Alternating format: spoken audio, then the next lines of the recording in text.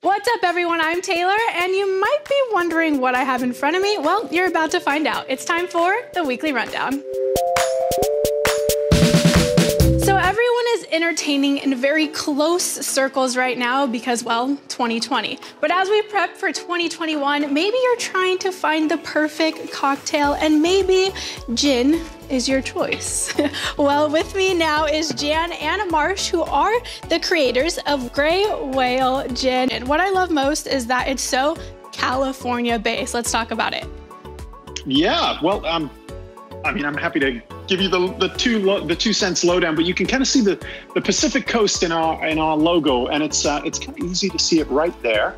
Now, the beautiful gray whales, if you're familiar with them, they have their babies in a place called San Ignacio Bay down in the Baja Peninsula. They migrate to the Arctic and back. So we decided to make a gin that celebrates that beautiful journey by all of the botanicals that are listed on the front of the bottle. They come all from our Californian coastline. So we got Mendocino sea kelp right there, mint from Santa Cruz, almonds from the Central Valley, juniper from Big Sur, limes from Temecula, and finally fir trees from Sonoma. So, and why we do it, by the way, it's to give back to ocean conservation through our support of Oceana. Plus, it tastes great.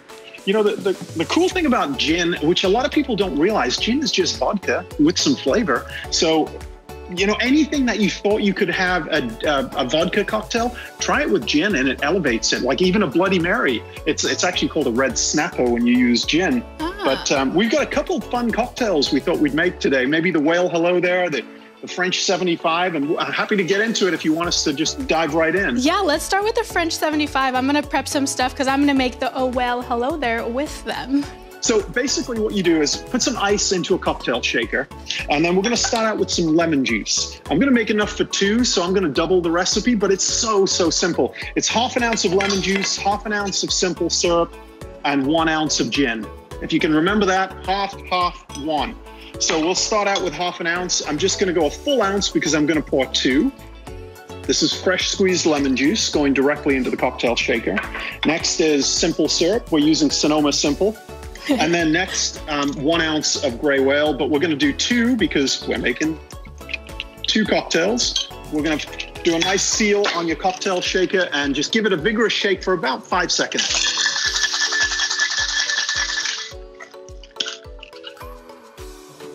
Next, we strain this into 2 champagne flutes. And actually this on its own is fabulous, but you just fill up the champagne flute out. Yep. And then pop the Prosecco. Yes, hear that pop.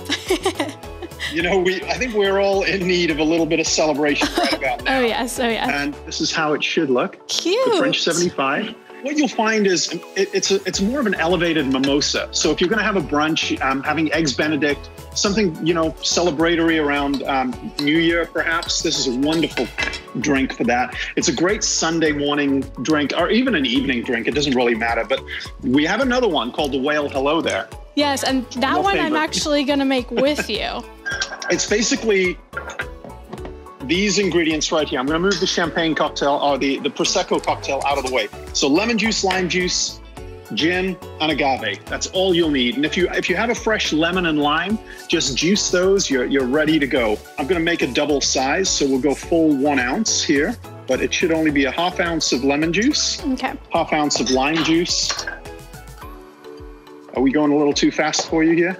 You're fine. I'll catch up. ½ ounce lemon, ½ ounce lime, 2 ounces of Gray Whale. But like I said, we're going a little more lemon. Double, so I'm going to go 2 of these because I'm making 2. And then the 1 ounce of agave it's agave nectar. And we're going to vigorously shake for about 5 seconds again.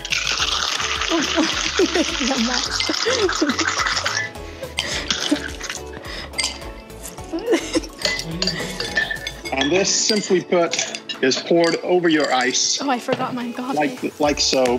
How much agave was it?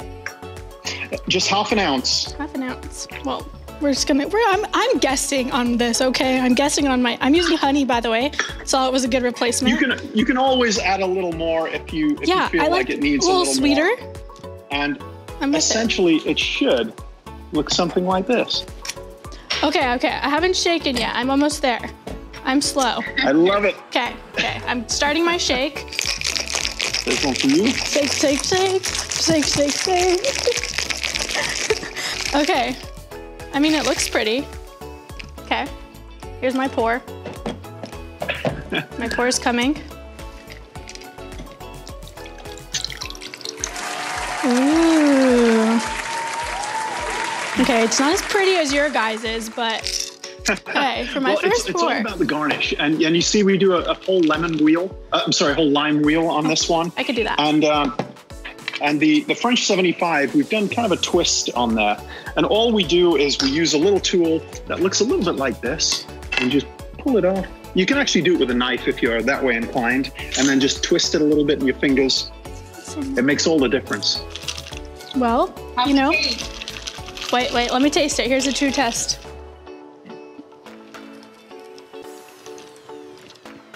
Wow, I really like it.